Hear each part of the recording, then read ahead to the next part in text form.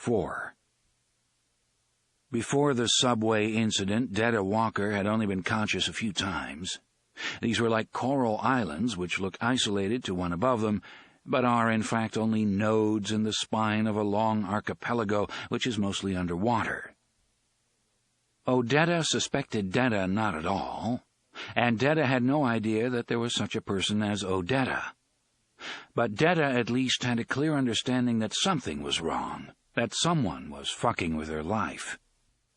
Odetta's imagination novelized all sorts of things which had happened when Detta was in charge of her body. Detta was not so clever. She thought she remembered things, some things at least, but a lot of the time she didn't. Detta was at least partially aware of the blanks. She could remember the china plate. She could remember that. She could remember slipping it into the pocket of her dress, looking over her shoulder all the while to make sure the blue woman wasn't there peeking. She had to make sure because the china plate belonged to the blue woman. The china plate was, Detta understood in some vague way, for special. Detta took it for that why. Detta remembered taking it to a place she knew, although she didn't know how she knew, as the drawers, a smoking, trash-littered hole in the earth where she had once seen a burning baby with plastic skin. She remembered putting the plate carefully down on the gravelly ground and then starting to step on it and stopping. Remembered taking off her plain cotton panties and putting them into the pocket where the plate had been, and then carefully slipping the first finger of her left hand carefully against the cut in her at the place where old stupid God had joined her and all other girls and women imperfectly. But something about that place must be right, because she remembered the jolt, remembered wanting to press, remembered not pressing, remembered how delicious her vagina had been, naked, without the cotton panties in the way of it and the world. And she had not pressed, not until her shoe pressed, her black patent leather shoe, not until her shoe pressed down on the plate. Then she pressed on the cut with her finger the way she was pressing on the blue woman's special china plate with her foot. She remembered the way the black patent leather shoe covered the delicate blue webbing on the edge of the plate. She remembered the press. Yes, she remembered pressing in the drawers, pressing with finger and foot. Remembered the delicious promise of finger and cut. Remembered that when the plate snapped with a bitter, brittle snap, a similar brittle pleasure had skewered upward from that cut into her guts like an arrow. She remembered the cry which had broken from her lips, an unpleasant cawing like the sound of a crow scared up from a corn patch. She could remember staring dully at the fragments of the plate and then taking the plain white cotton panties slowly out of her dress pocket and putting them on again. Step-ins, so she had heard them called in some time unhoused in memory and drifting loose like turves on a flood tide. Step-ins. Good, because first you stepped out to do your business and then you stepped back in. First one shiny patent leather shoe and then the other. Good. Panties were good. She could remember drawing them up her legs so clearly, drawing them past her knees, a scab on the left one almost ready to fall off and leave clean pink new baby skin. Yes, she could remember so clearly it might not have been a week ago or yesterday, but only one single moment ago. She could remember how the waistband had reached the hem of her party dress, the clear contrast of white cotton against brown skin, like cream. Yes, like that, cream from a pitcher caught suspended over coffee. The texture of the panties disappearing under the hem of the dress, except then the dress was burnt orange, and the panties were not going up but down. They were still white but not cotton. They were nylon. Cheap see-through nylon panties, cheap in more ways than one, and she remembered stepping out of them. She remembered how they glimmered on the floor mat of the 46 Dodge DeSoto. Yes, how white they were, how cheap they were. Not anything dignified like underwear, but cheap panties. The girl was cheap, and it was good to be cheap, good to be on sale, to be on the block, not even like a whore, but like a good breed sow. She remembered no round china plate, but the round white face of a boy, some surprised, drunk fraternity boy. He was no china plate, but his face was as round as the blue woman's china plate had been, and there was webbing on his cheeks, and this webbing looked as blue as the webbing on the blue woman's for special china plate had been, but that was only because the neon was red. The neon was garish. In the dark, the neon from the roadhouse sign made the spreading blood from the places on his cheeks where she had clawed him look blue. And he had said, why did you do? And then he unrolled the window so he could get his face outside to puke, and she remembered hearing Dodie Stevens on the jukebox singing about tan shoes with pink shoelaces and a big Panama with a purple hat band. She remembered the sound of his puking was like gravel in a cement mixer, and his penis, which moments before had been a livid exclamation point rising from the tufted tangle of his pubic hair, was collapsing into a weak white question mark. She remembered the hoarse gravel sounds of his vomiting stopped and then started again, and she thought, well, I guess he ain't made enough to lay this foundation yet, and laughing and pressing her finger, which now came equipped with a long-shaped nail, against her vagina, which was bare, but no longer bare because it was overgrown with its own coarse, briared tangle, and there had been the same brittle, breaking snap inside her, and it was still as much pain as it was pleasure, but better, far better than nothing at all. And then he was grabbing blindly for her and saying in a hurt-breaking tone, "Oh, you goddamn nigger cunt!" And she went on laughing just the same, dodging him easily and snatching up her panties and opening the door on her side of the car, feeling the last blind thud of his fingers on the back of her blouse as she ran into a May night that was redolent of early honeysuckle, red-pink neon lights stuttering off the gravel of some post-war parking lot, stuffing her panties, her cheap, slick nylon panties, not into the pocket of her dress, but into a purse jumbled with a teenager's cheerful conglomeration of cosmetics. She was running, the light was stuttering, and then she was 23, and it was not panties, but a rayon scarf, and she was casually slipping it into her purse as she walked along a counter in the nice notions section of Macy's, a scarf which sold at that time for $1.99. Cheap. Cheap like the white nylon panties. Cheap. Like her.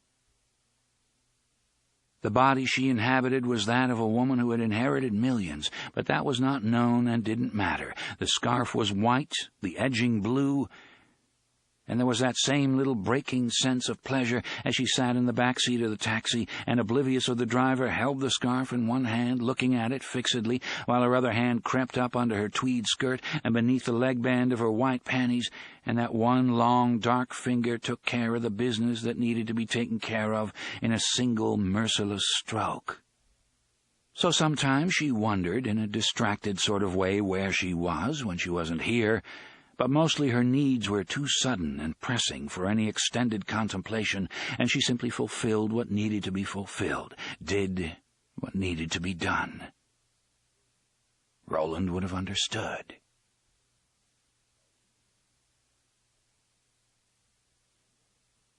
Five.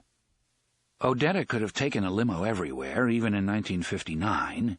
Although her father was still alive and she was not as fabulously rich as she would become when he died in 1962, the money held in trust for her had become hers on her 25th birthday, and she could do pretty much as she liked. But she cared very little for a phrase one of the conservative columnists had coined a year or two before. The phrase was limousine liberal, and she was young enough not to want to be seen as one even if she really was one.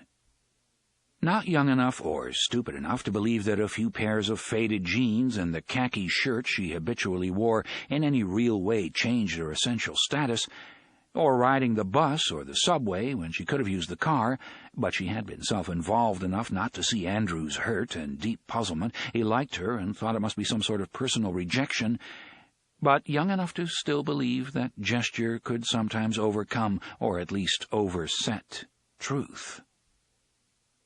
On the night of August 19th, 1959, she paid for the gesture with half her legs and half her mind.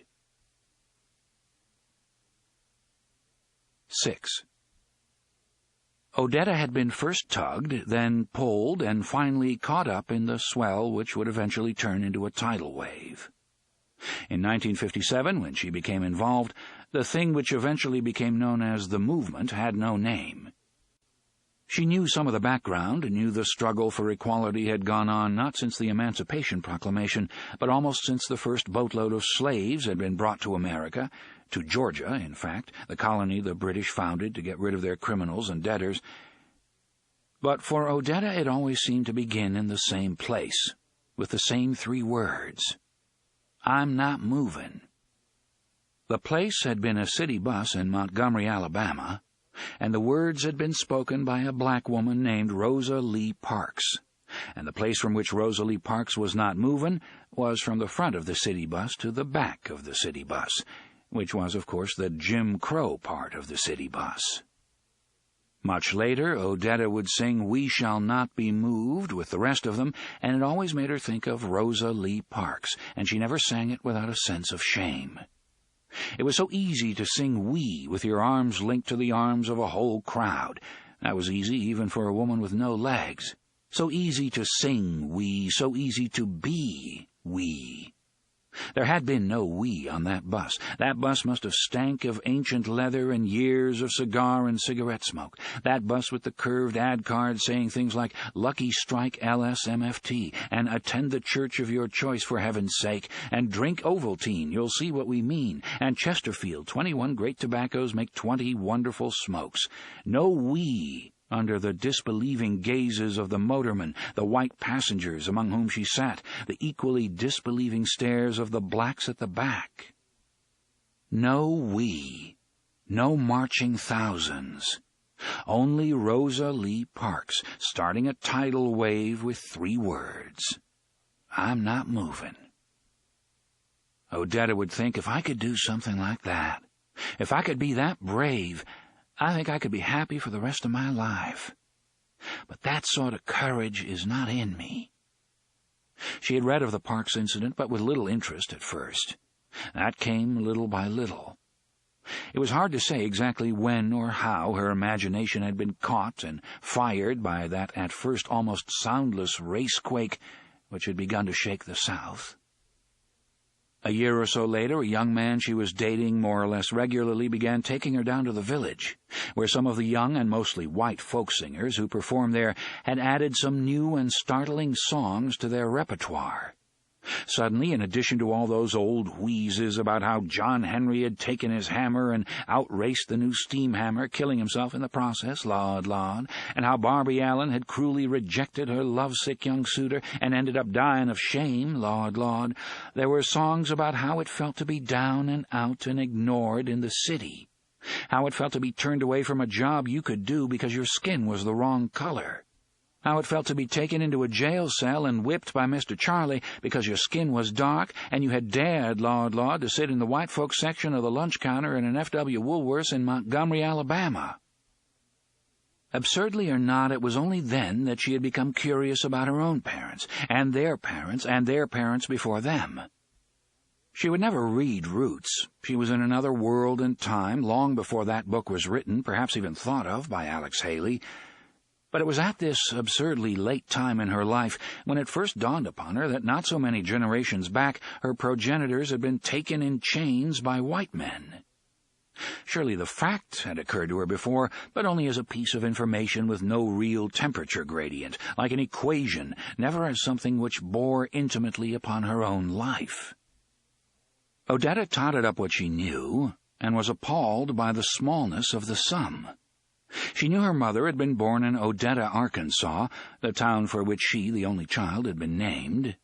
She knew her father had been a small-town dentist who had invented and patented a capping process which had lain dormant and unremarked for 10 years, and which had then suddenly made him a moderately wealthy man. She knew that he had developed a number of other dental processes during the 10 years before and the 4 years after the influx of wealth, most of them either orthodontic or cosmetic in nature, and that shortly after moving to New York with his wife and daughter, who had been born 4 years after the original patent had been secured, he had founded a company called Holmes Dental Industries, which was now to teeth what squib was to antibiotics.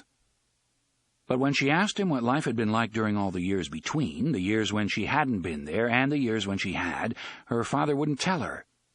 He would say all sorts of things, but he wouldn't tell her anything. He closed that part of himself off to her. Once her ma, Alice, he called her Ma, or sometimes Allie if he'd had a few or was feeling good, said, "Tell about the time those men shot at you when you drove the Ford through the covered bridge, Dan." And he gave Odetta's ma such a gray and forbidding look that her ma, always something of a sparrow, had shrunk back in her seat and said no more. Odetta had tried her mother once or twice alone after that night, but to no avail. If she had tried before, she might have gotten something, but because he wouldn't speak, she wouldn't speak either. And to him, she realized, the past, those relatives, those red dirt roads, those stores, those dirt floor cabins with glassless windows, ungraced by a single simple curtsy of a curtain, those incidents of hurt and harassment, those neighbor children who went dressed in smocks which had begun life as flour sacks, all of that was for him buried away like dead teeth beneath perfect, blinding white caps. He would not speak, perhaps could not, had perhaps willingly afflicted himself with a selective amnesia.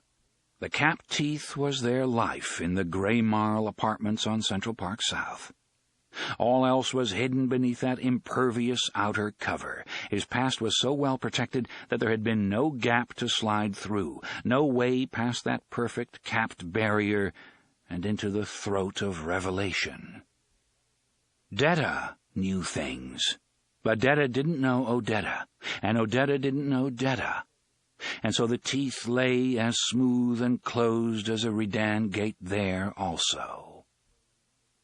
She had some of her mother's shyness in her, as well as her father's unblinking, if unspoken, toughness, and the only time she had dared pursue him further on the subject, to suggest that what he was denying her was a deserved trust fund, never promised and apparently never to mature, had been one night in his library.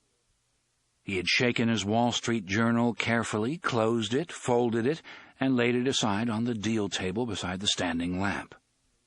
He had removed his rimless steel spectacles and had laid them on top of the paper.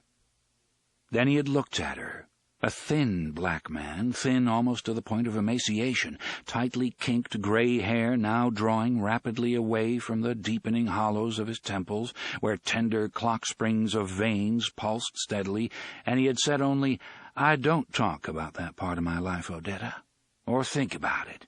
It would be pointless." The world had moved on since then. Roland would have understood. 7. When Roland opened the door with the words "The Lady of the Shadows" written upon it, he saw things he did not understand at all, but he understood they didn't matter.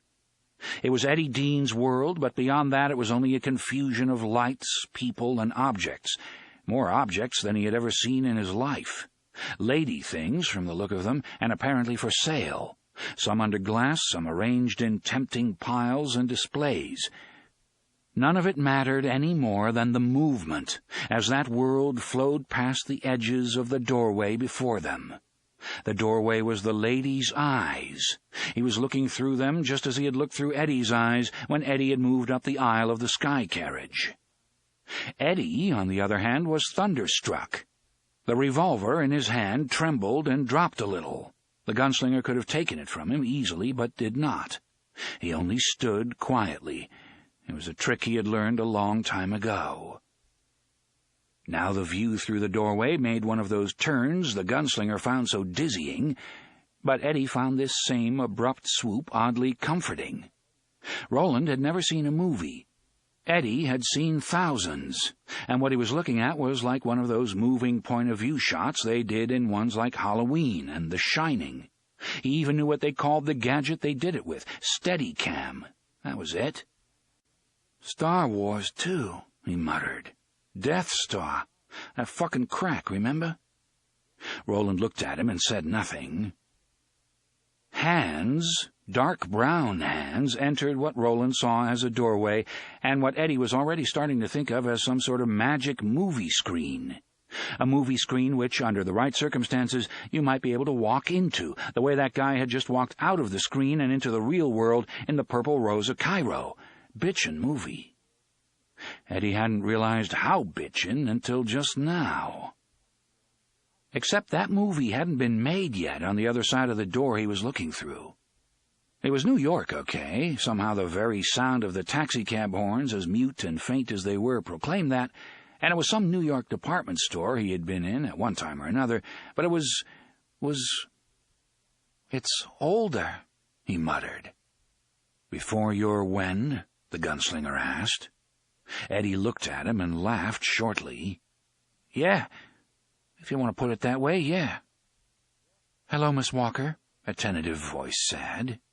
The view in the doorway rose so suddenly that even Eddie was a bit dizzied, and he saw a saleswoman who obviously knew the owner of the Black Hands, knew her and either didn't like her or feared her, or both. "Help you today?" "This one." The owner of the Black Hands held up a white scarf with a bright blue edge. "Don't bother to wrap it up, babe. Just stick it in a bag." "Cash?" "More cash. It's always cash, isn't it?" "Yes, that's fine, Miss Walker." "I'm so glad you approve, dear." There was a little grimace on the salesgirl's face. Eddie just caught it as she turned away. Maybe it was something as simple as being talked to that way by a woman the salesgirl considered an uppity nigger. Again, it was more his experience in movie theaters than any knowledge of history or even life on the streets as he had lived it that caused this thought, because this was like watching a movie either set or made in the 60s. Something like that one with Sidney Steiger and Rod Portier, In the Heat of the Night.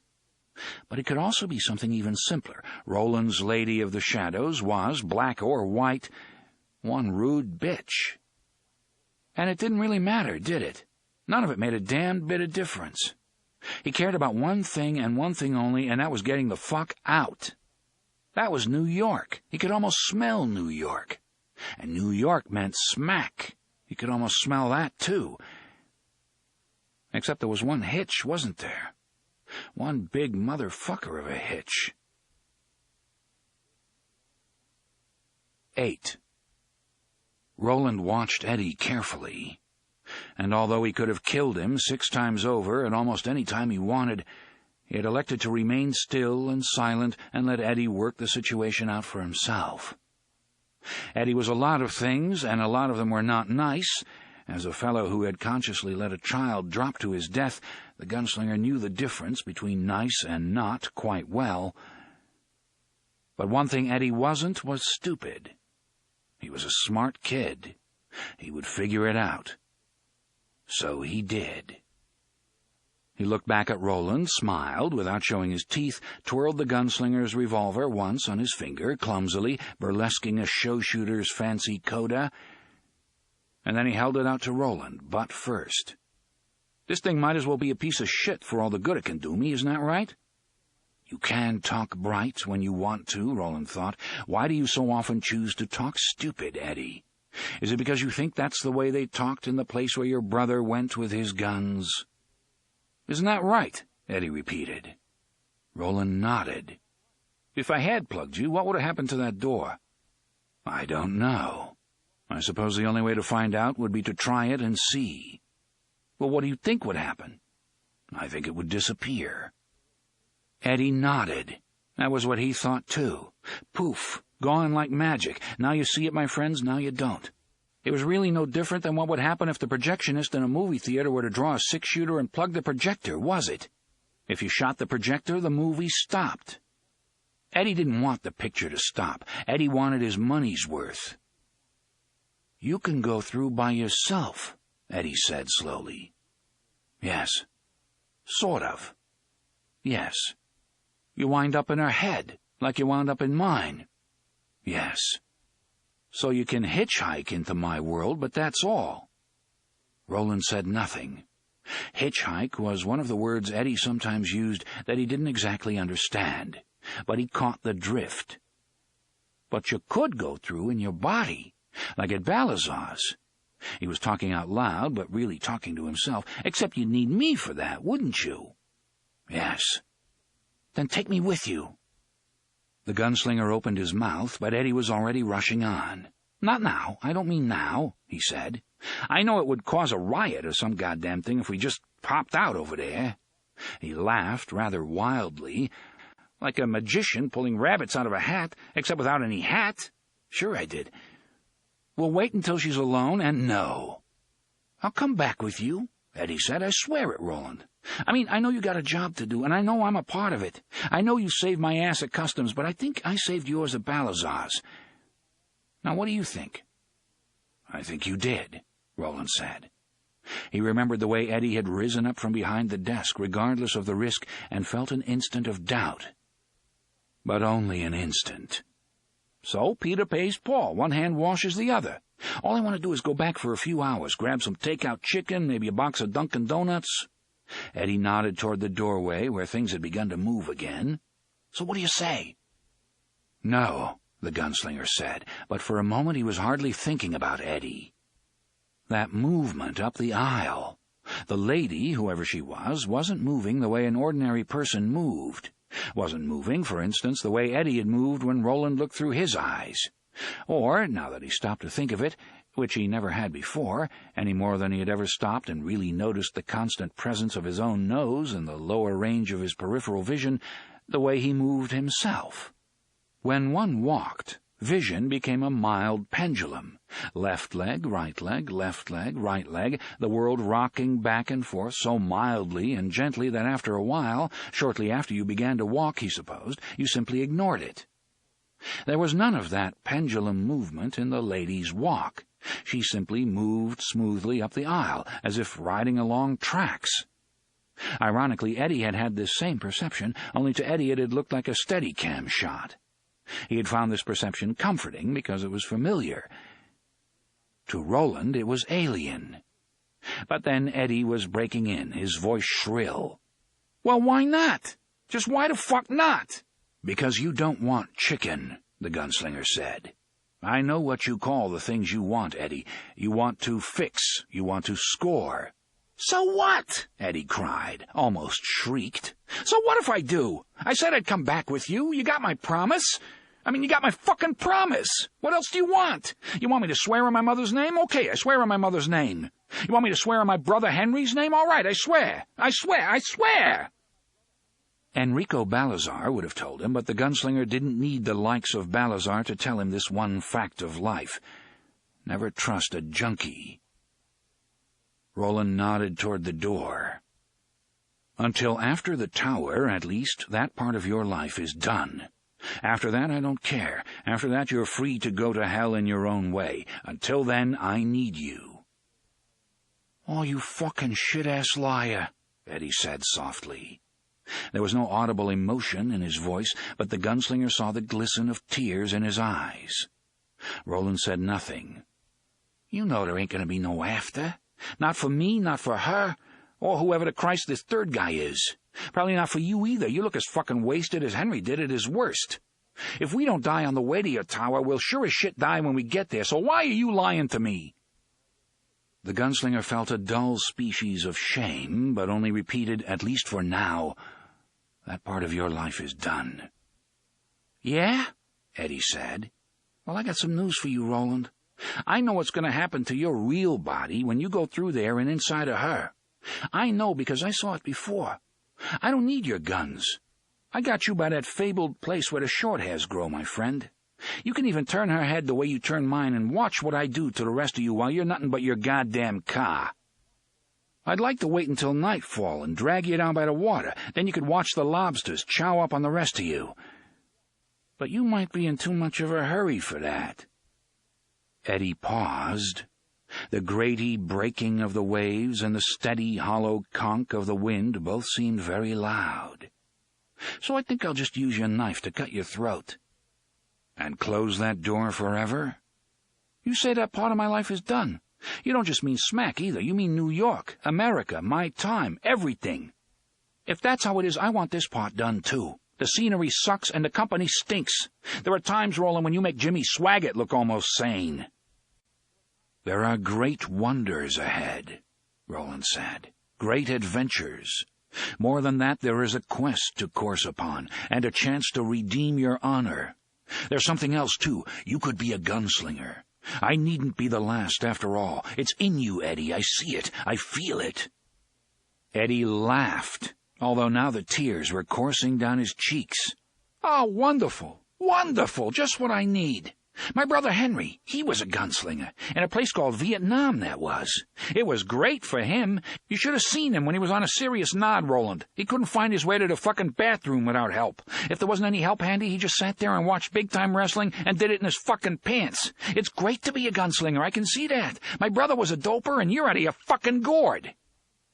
"Perhaps your brother was a man with no clear idea of honor," Maybe not. We didn't always get a real clear picture of what that was in the projects. It was just a word you used after your, if you happened to get caught smoking reefer or lifting the spinners off some guy's T-bird and got holed up in court for it. Eddie was crying harder now, but he was laughing too. You're friends now. This guy you talk about in your sleep, for instance, is dude Cuthbert. The gunslinger started in spite of himself. Not all his long years of training could stay that start. Did they get this stuff you're talking about like a goddamn Marine recruiting sergeant? Adventure, quests, honor? They understood honor, yes, Roland said slowly, thinking of all the vanished others. Did it get them any further than gunslinging got my brother? The gunslinger said nothing. I know you, Eddie said. I've seen lots of guys like you. You're just another kook singing onward Christian soldiers with a flag in one hand and a gun in the other. I don't want no honor. I just want a chicken dinner and fix, in that order. So I'm telling you, go on through. You can. But the minute you're gone, I'm going to kill the rest of you. The gunslinger said nothing. Eddie smiled crookedly and brushed the tears from his cheeks with the backs of his hands. You want to know what we call this back home? What? A Mexican standoff. For a moment they only looked at each other, and then Roland looked sharply into the doorway.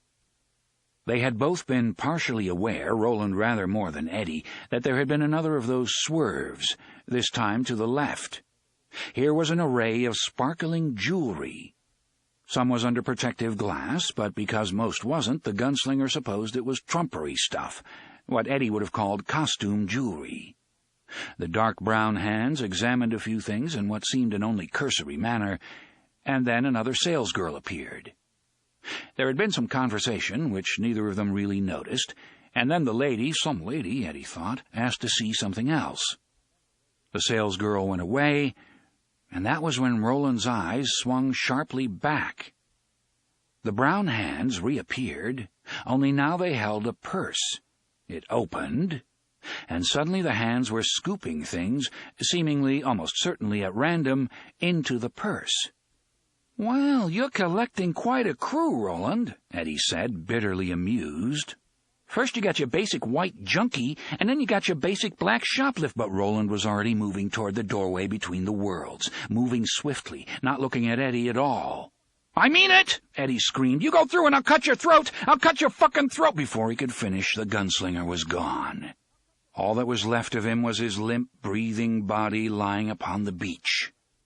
For a moment, Eddie only stood there, unable to believe that Roland had done it, had really gone ahead and done this idiotic thing in spite of his promise, his sincere fucking guarantee, as far as that went, of what the consequences would be. He stood for a moment, eyes rolling like the eyes of a frightened horse at the onset of a thunderstorm. Except, of course, there was no thunderstorm except for the one in his head. All right, goddammit. There might only be a moment. That was all the gunslinger might give him, and Eddie damned well knew it. He glanced at the door and saw the black hands freeze with a gold necklace half in and half out of a purse that already glittered like a pirate's cache of treasure. Although he could not hear it, Eddie sensed that Roland was speaking to the owner of the black hands. He pulled the knife from the gunslinger's purse and then rolled over the limp, breathing body which lay before the doorway. The eyes were open but blank, rolled up to the whites. "Watch, Roland!" Eddie screamed. That monotonous, idiotic, never-ending wind blew in his ears. Christ, it was enough to drive anyone bug shit. "Watch very closely. I want to complete your fucking education. I want to show you what happens when you fuck over the Dean brothers." He brought the knife down to the gunslinger's throat. Chapter 2. Ringing the Changes. 1. August 1959. When the intern came outside, half an hour later, he found Julio leaning against the ambulance which was still parked in the emergency bay of Sisters of Mercy Hospital on 23rd Street. The heel of one of Julio's pointy-toed boots was hooked over the front fender. He had changed to a pair of glaring pink pants and a blue shirt with his name written in gold stitches over the left pocket, his bowling league outfit. George checked his watch and saw that Julio's team, the Spics of Supremacy, would already be rolling. "Thought you'd be gone," George Shavers said. He was an intern at Sisters of Mercy. "How are you guys going to win without the Wonder Hook?" "They got Miguel Basal to take my place. He ain't steady, but he gets hot sometimes. They'll be okay." Julio paused. "I was curious about how it came out." He was the driver, a Cubano with a sense of humor George wasn't even sure Julio knew he had. He looked around. Neither of the paramedics who rode with them were in sight. "Where are they?" George asked. "Who, the fucking Bubsy twins? Where do you think they are? Chasing Minnesota Poontang down in the village." "Any idea if she'll pull through?" "Don't know." He tried to sound sage and knowing about the unknown, but the fact was that first the resident on duty and then a pair of surgeons had taken the black woman away from him almost faster than you could say Hail Mary full of grace, which had actually been on his lips to say. The black lady really hadn't looked as if she was going to last very long. "She lost a hell of a lot of blood." "No shit." George was one of 16 interns at Sisters of Mercy and one of 8 assigned to a new program called Emergency Ride. The theory was that an intern riding with a couple of paramedics could sometimes make the difference between life and death in an emergency situation. George knew that most drivers and paras thought that wet behind the ears interns were as likely to kill red blankets as save them, but George thought maybe it worked. Sometimes. Either way, it made great PR for the hospital, and although the interns in the program liked to bitch about the extra 8 hours without pay it entailed each week, George Shavers sort of thought that most of them felt the way he did himself, proud, tough, able to take whatever they threw his way. Then had come the night the TWA TriStar crashed at Idlewild. 65 people on board, 60 of them what Julio Estevez referred to as DRT, dead right there, and 3 of the remaining 5 looking like the sort of thing you might scrape out of the bottom of a coal furnace. Except what you scraped out of the bottom of a coal furnace didn't moan and shriek and beg for someone to give them morphine or kill them, did they? "If you can take this," he thought afterward, remembering the severed limbs lying amid the remains of aluminum flaps and seat cushions and a ragged chunk of tail with the number 17 and a big red-lettered T and part of a W on it, remembering the eyeball he had seen resting on top of a charred Samsonite suitcase, remembering a child's teddy bear with staring shoe-button eyes lying beside a small red sneaker with a child's foot still in it. If you can take this, baby, you can take anything. And he had been taking it just fine. He went right on taking it just fine all the way home. He went on taking it just fine through a late supper that consisted of a Swanson's turkey TV dinner. He went to sleep with no problem at all, which proved beyond a shadow of a doubt that he was taking it just fine. Then, in some dead, dark hour of the morning, he had awakened from a hellish nightmare, in which the thing resting on top of the charred Samsonite suitcase had not been a teddy bear, but his mother's head, and her eyes had opened, and they had been charred. They were the staring, expressionless shoe-button eyes of the teddy bear, and her mouth had opened, revealing the broken fangs which had been her dentures up until the TWA TriStar was struck by lightning on its final approach, and she had whispered, "You couldn't save me, George. We scrimped for you, we saved for you, we went without for you. Your dad fixed up the scrape you got into with that girl, and you still couldn't save me, goddamn you!"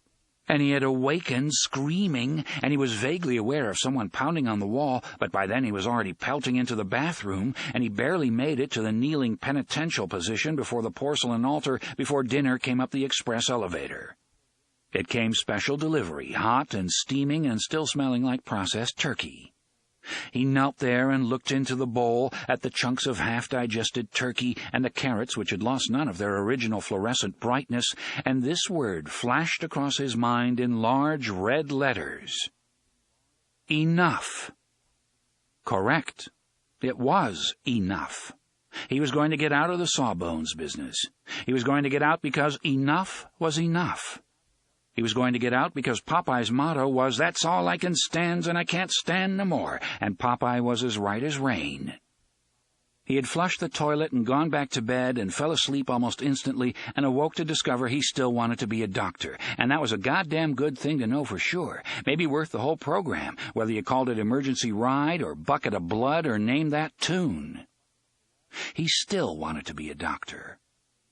He knew a lady who did needlework. He paid her $10 he couldn't afford to make him a small, old-fashioned-looking sampler. It said, "If you can take this, you can take anything." Yes, correct. The messy business in the subway happened 4 weeks later. 2. "That lady was some fucking weird, you know it?" Julio said.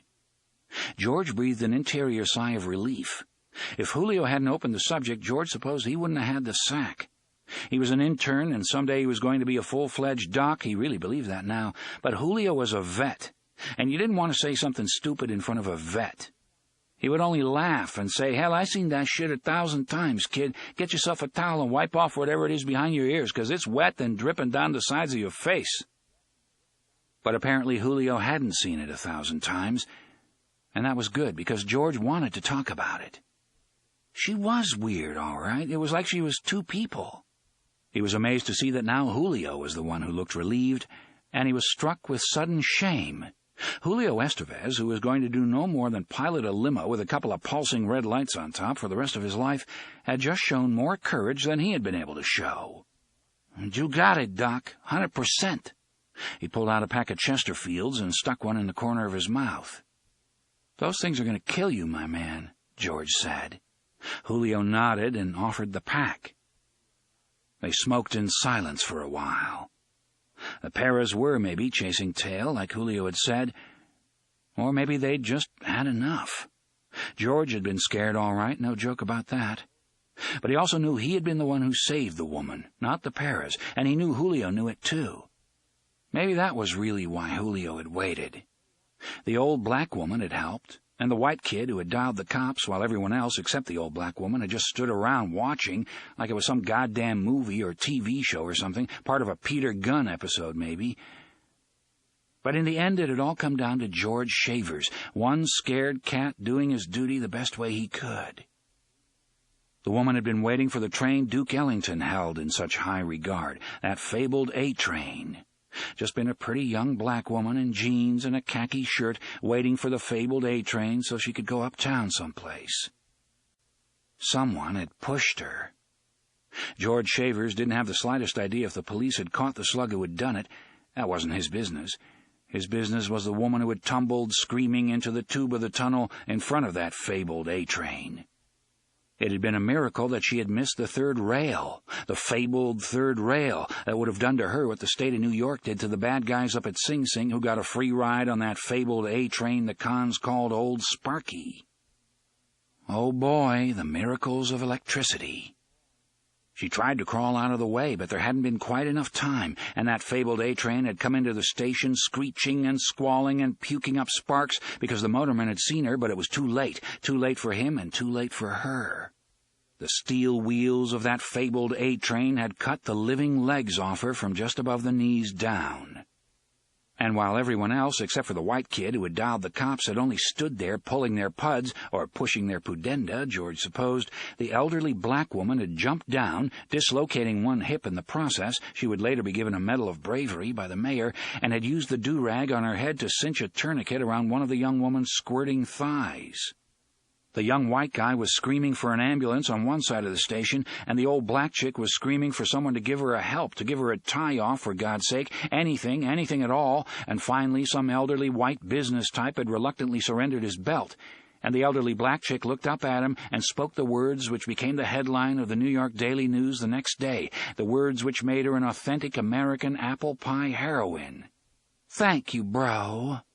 Then she had noosed the belt around the young woman's left leg, halfway between the young woman's crotch and where her left knee had been, until that fabled A-train had come along.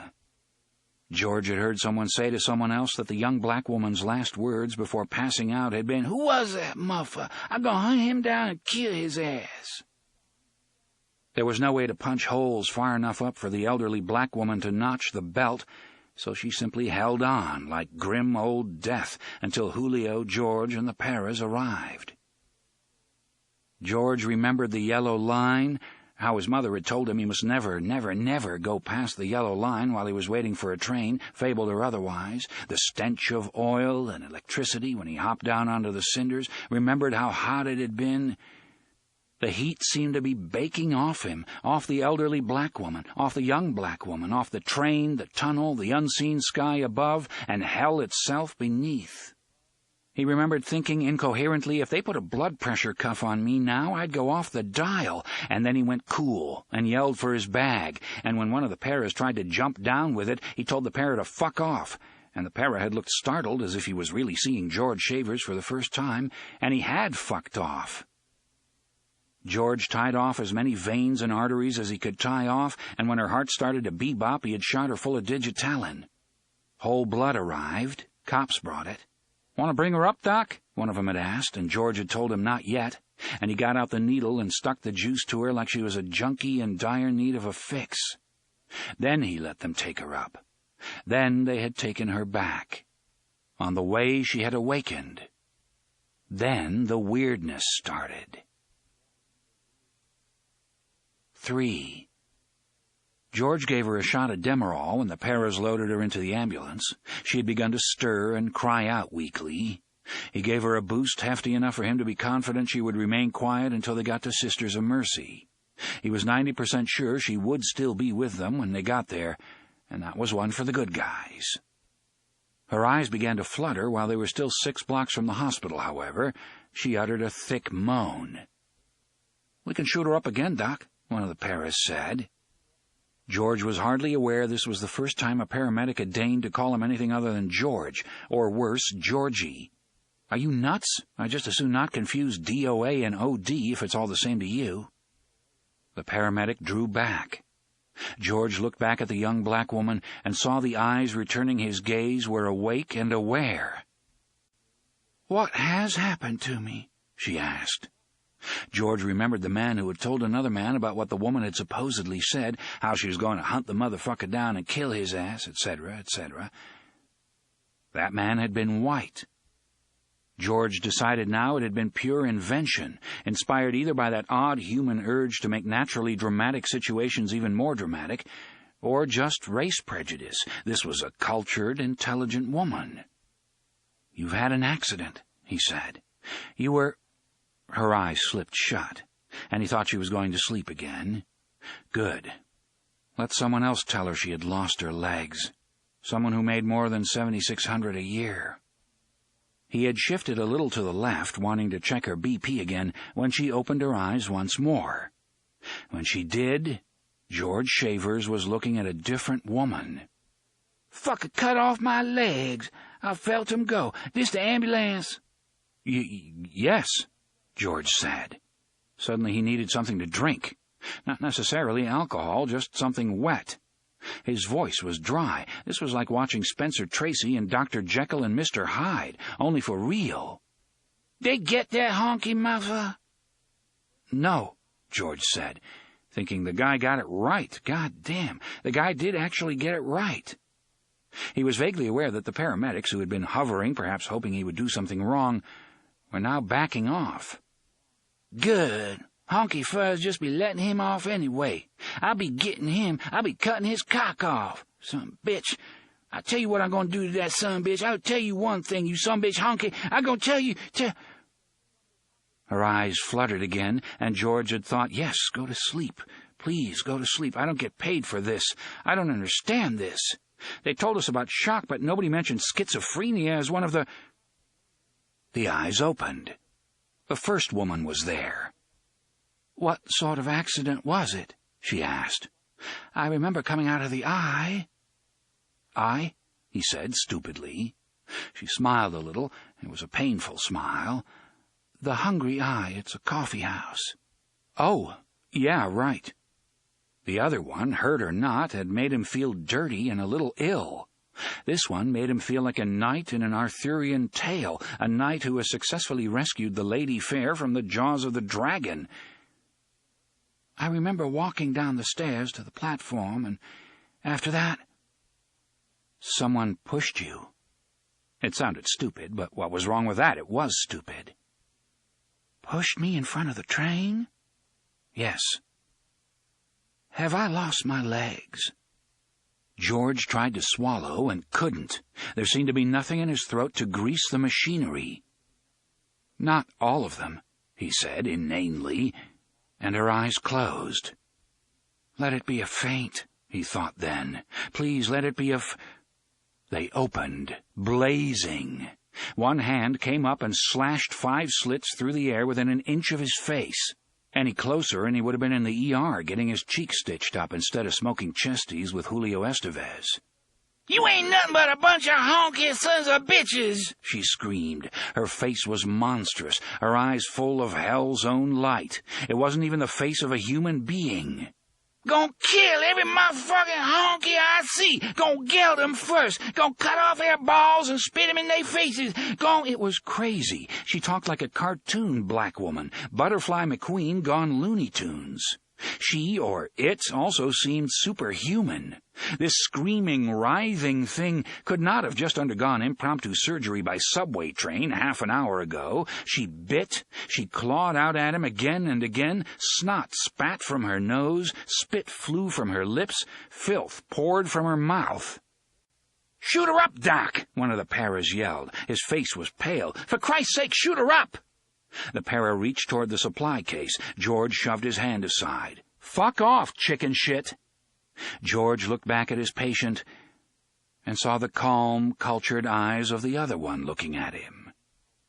"Will I live?" she asked in a conversational tea-room voice. He thought she is unaware of her lapses, totally unaware. And after a moment, so is the other one, for that matter. He gulped, rubbed at his galloping heart through his tunic, and then ordered himself to get control of this. He had saved her life. Her mental problems were not his concern. "Are you all right?" she asked him, and the genuine concern in her voice made him smile a little, her asking him.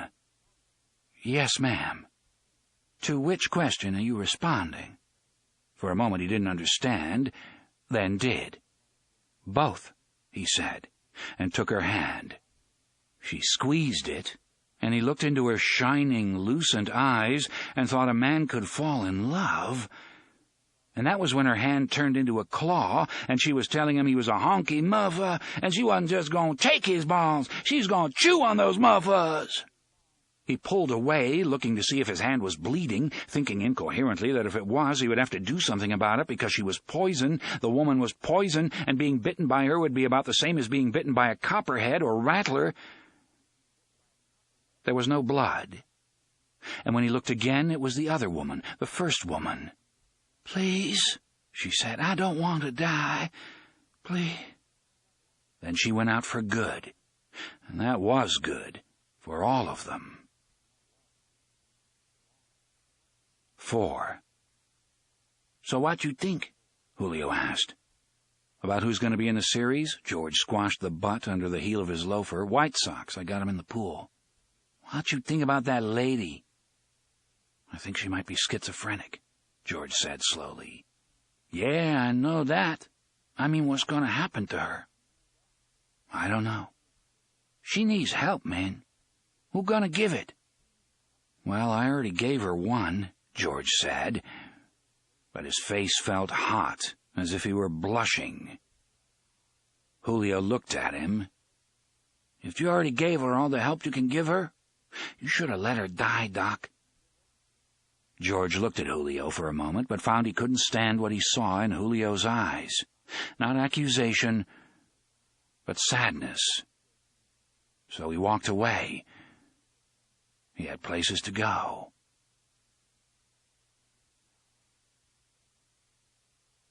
5.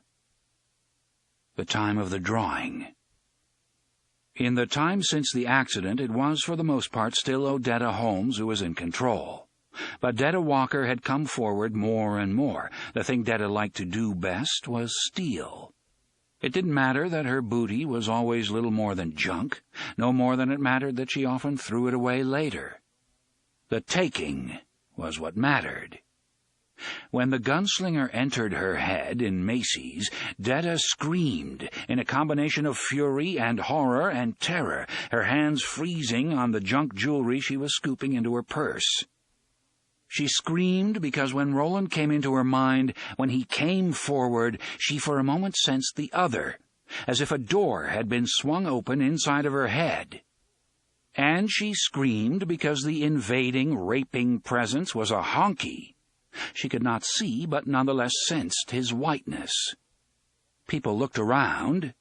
A floor walker saw the screaming woman in the wheelchair with her purse open, saw one hand frozen in the act of stuffing costume jewelry into a purse that looked, even from a distance of 30 feet, worth 3 times the stuff she was stealing. The floor walker yelled, "Hey, Jimmy!" And Jimmy Halverson, one of Macy's house detectives, looked around and saw what was happening. He started toward the black woman in the wheelchair on a dead run. He couldn't help running. He had been a city cop for 18 years, and it was built into his system. But he was already thinking it was going to be a shit bust.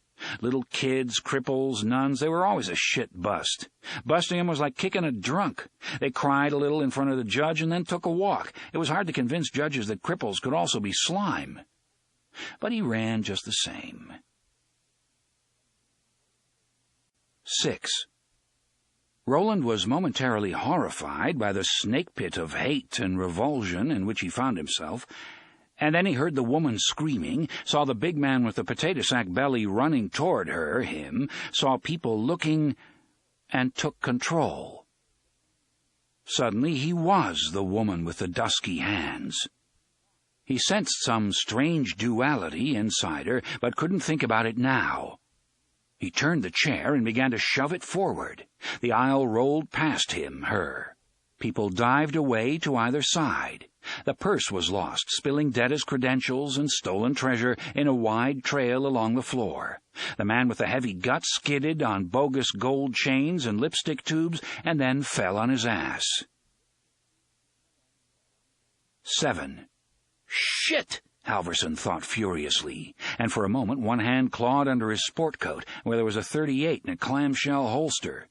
Then sanity reasserted itself. This was no drug bust or armed robbery. This was a crippled black lady in a wheelchair. She was rolling it like it was some punk's drag racer, but a crippled black lady was all she was just the same. What was he going to do, shoot her? That would be great, wouldn't it? And where was she going to go? There was nothing at the end of the aisle but 2 dressing rooms. He picked himself up, massaging his aching ass, and began after her again, limping a little now. The wheelchair flashed into one of the dressing rooms. The door slammed, just clearing the push handles on the back. "Gotcha now, bitch," Jimmy thought. "And I'm going to give you one hell of a scare. I don't care if you got 5 orphan children and only a year to live. I'm not going to hurt you, but, oh, babe, I'm going to shake your dice." He beat the floor walker to the dressing room, slammed the door open with his left shoulder, and it was empty. No black woman, no wheelchair, no nothin'. He looked at the floor walker, starry-eyed. "Other one!" the floor walker yelled. "Other one!"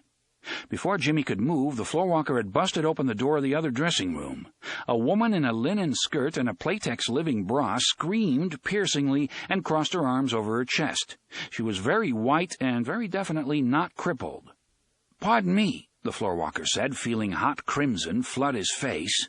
"Get out of here, you pervert!" the woman in the linen skirt and the bra cried. "Yes, ma'am," the floor walker said, and closed the door. At Macy's, the customer was always right. He looked at Halverson. Halverson looked back. "What is this shit?" Halverson asked. "Did she go in there or not?" "Yeah, she did."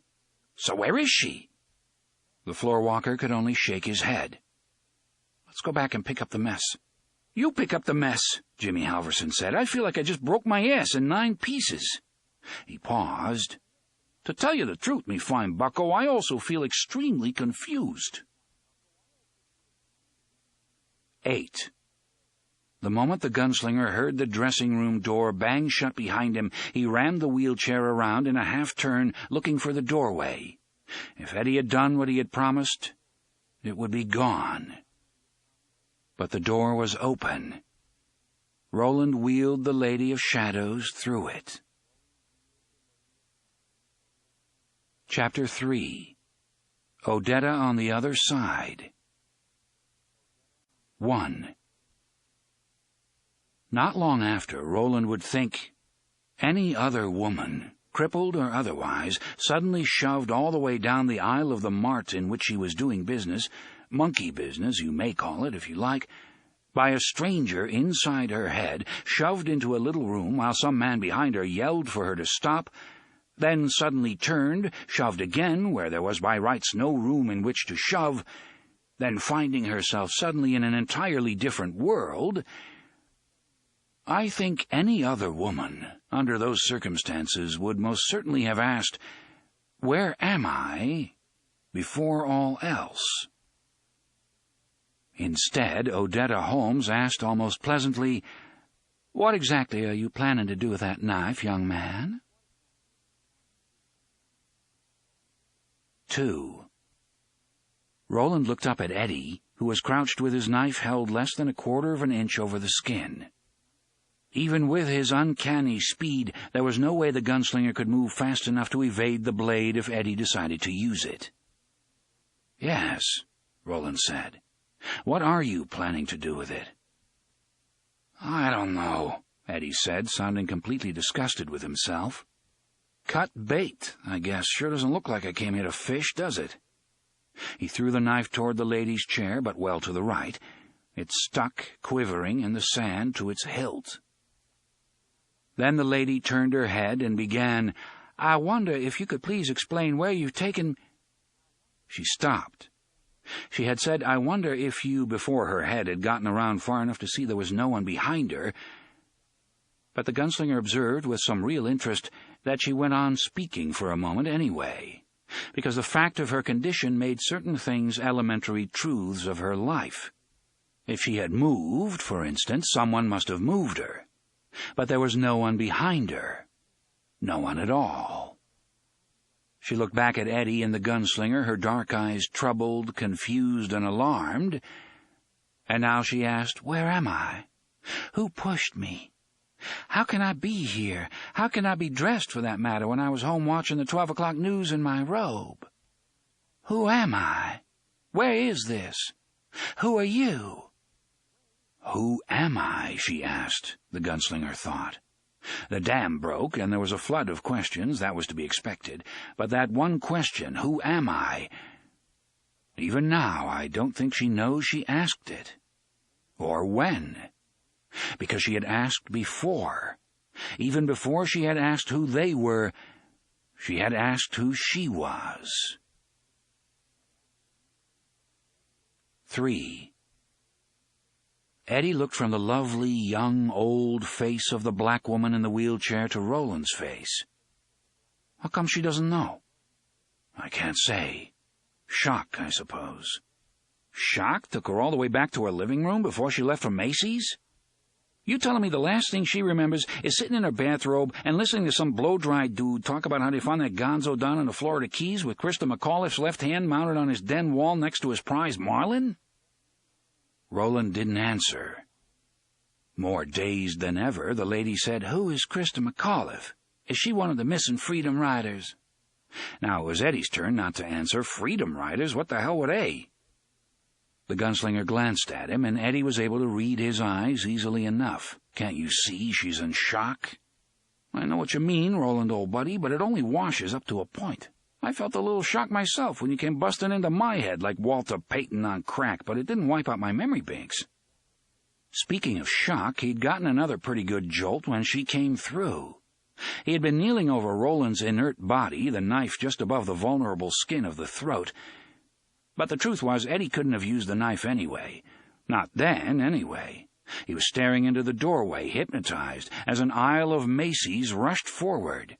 He was reminded again of The Shining, where you saw what the little boy was seeing as he rode his trike through the hallways of that haunted hotel. He remembered the little boy had seen this creepy pair of dead twins in one of those hallways.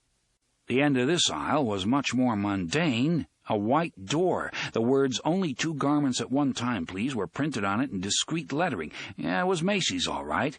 Macy's for sure.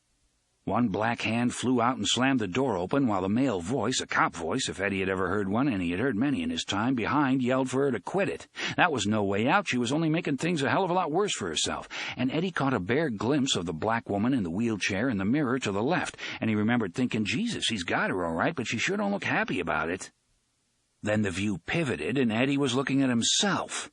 The view rushed toward the viewer, and he wanted to put up the hand holding the knife to shield his eyes, because all at once the sensation of looking through two sets of eyes was too much, too crazy. It was going to drive him crazy if he didn't shut it out. But it all happened too fast for him to have time. The wheelchair came through the door. It was a tight fit. Eddie heard its hubs squeal on the sides. At the same moment he heard another sound, a thick, tearing sound that made him think of some word, placental, that he couldn't quite think of because he didn't know he knew it. Then the woman was rolling toward him on the hard-packed sand, and she no longer looked mad as hell. Hardly looked like the woman Eddie had glimpsed in the mirror at all, for that matter, but he supposed that wasn't surprising. When you all at once went from a changing room at Macy's to the seashore of a god-forsaken world where some of the lobsters were the size of small collie dogs, it left you feeling a little winded. That was a subject on which Eddie Dean felt he could personally give testimony. She rolled about 4 feet before stopping, and only went that far because of the slope and the gritty pack of the sand. Her hands were no longer pumping the wheels as they must have been doing. When you wake up with sore shoulders tomorrow, you can blame 'em on Sir Roland, lady, Eddie thought sourly. Instead, they went to the arms of the chair and gripped them as she regarded the two men. Behind her, the doorway had already disappeared. Disappeared? That was not quite right. It seemed to fold in on itself, like a piece of film run backward. This began to happen just as the store Dick came slamming through the other, more mundane door, the one between the store and the dressing room. He was coming hard, expecting the shoplifter would have locked the door, and Eddie thought he was going to take one hell of a splat against the far wall, but Eddie was never going to see it happen or not happen. Before the shrinking space where the door between that world and this disappeared entirely, Eddie saw everything on that side freeze solid. The movie had become a still photograph. All that remained now were the dual tracks of the wheelchair, starting in sandy nowhere and running 4 feet to where it and its occupant now sat. "Won't somebody please explain where I am and how I got here?" the woman in the wheelchair asked, almost pleaded. "Well, I'll tell you one thing, Dorothy," Eddie said. "You ain't in Kansas anymore." The woman's eyes brimmed with tears. Eddie could see her trying to hold them in, but it was no good. She began to sob. Furious and disgusted with himself as well, Eddie turned on the gunslinger, who had staggered to his feet. Roland moved, but not toward the weeping lady. Instead, he went to pick up his knife. "Tell her!" Eddie shouted. "You brought her, so go on and tell her, man!" And after a moment he added in a lower tone, "And then tell me how come she doesn't remember herself." 4. Roland did not respond, not at once. He bent, pinched the hilt of the knife between the 2 remaining fingers of his right hand, transferred it carefully to his left, and slipped it into the scabbard at the side of one gun belt. He was still trying to grapple with what he had sensed in the lady's mind. Unlike Eddie, she had fought him like a cat, from the moment he came forward until they rolled through the door. The fight had begun the moment she sensed him. There had been no lapse because there had been no surprise. He had experienced it, but didn't in the least understand it. No surprise at the invading stranger in her mind, only the instant rage, terror, and the commencement of a battle to shake him free. She hadn't come close to winning that battle, could not, he suspected, but that hadn't kept her from trying like hell. He had felt a woman insane with fear and anger and hate. He had sensed only darkness in her. This was a mind entombed in a cave-in. Except that in the moment they burst through the doorway and separated, he had wished desperately that he could tarry a moment longer. One moment would have told so much. Because the woman before them now wasn't the woman in whose mind he had been. Being in Eddie's mind had been like being in a room with jittery, sweating walls. Being in the lady's had been like lying naked in the dark while venomous snakes crawled all over you. Until the end. She had changed at the end. And there had been something else, something he believed was vitally important, but he either could not understand it or remember it. Something like a glance, the doorway itself, only in her mind. Something about you broke the especially it was you, some sudden burst of understanding. As at studies, when you finally saw, "Oh, fuck you," Eddie said disgustedly. "You're nothing but a goddamn machine." He strode past Roland, went to the woman, knelt beside her, and when she put her arms around him, panic-tight, like the arms of a drowning swimmer, he did not draw away, but put his own arms around her and hugged her back. "It's okay," he said. "I mean, it's not great, but it's okay." "Where are we?" she wept. "I was sitting home watching TV so I could hear if my friends got out of Oxford alive, and now I'm here, and I don't even know where here is." "Well, neither do I," Eddie said, holding her tighter, beginning to rock her a little. "But I guess we're in it together. I'm from where you're from, little old New York City, and I've been through the same thing. Well, a little different, but same principle, and you're gonna be just fine." As an afterthought, he added, "As long as you like lobster." She hugged him and wept, and Eddie held her and rocked her, and Roland thought Eddie will be all right now. His brother is dead, but he has someone else to take care of, so Eddie will be all right now. But he felt a pang, a deep, reproachful hurt in his heart. He was capable of shooting with his left hand anyway, of killing, of going on, slamming with brutal relentlessness through miles and years, even dimensions, it seemed, in search of the tower. He was capable of survival, sometimes even of protection. He had saved the boy Jake from a slow death at the way station and from sexual consumption by the oracle at the foot of the mountains, but in the end he had let Jake die. Nor had this been by accident. He had committed a conscious act of damnation. He watched the two of them, watched Eddie hug her, assure her it was going to be all right. He could not have done that. And now the rue in his heart was joined by stealthy fear. If you have given up your heart for the tower, Roland, you have already lost. A heartless creature is a loveless creature, and a loveless creature is a beast. To be a beast is perhaps bearable, although the man who has become one will surely pay hell's own price in the end. But what if you should gain your object? What if you should, heartless, actually storm the Dark Tower and win it? If there is naught but darkness in your heart, what could you do except degenerate from beast to monster? To gain one's object as a beast would only be bitterly comic, like giving a magnifying glass to an elephant. But to gain one's object as a monster, to pay hell is one thing, but do you want to own it? He thought of Allie, and of the girl who had once waited for him at the window, thought of the tears he had shed over Cuthbert's lifeless corpse. Oh, then he had loved. Yes, then. "I do want to love," he cried. But although Eddie was also crying a little now with the woman in the wheelchair, the gunslinger's eyes remained as dry as the desert he had crossed to reach this sunless sea.